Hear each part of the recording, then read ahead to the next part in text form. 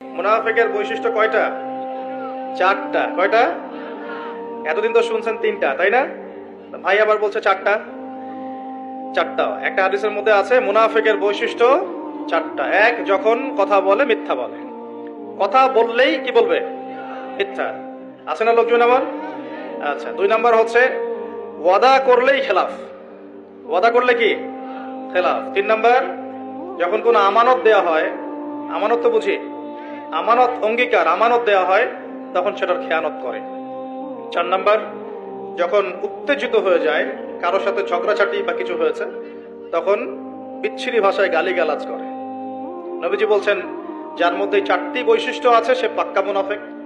যার মধ্যে চারটার যে কোনো একটা আছে, যতক্ষণ সেটা ত্যাগ করছে না ততক্ষণ তার মধ্যে মুনাফিকের একটা আলামত থেকে যাবে, বলি নাউজুবিল্লাহ। আরো আছে মুনাফিকের আলামত, দুইটা ওয়াক্তের নামাজ পড়তে খুব কষ্ট হয়।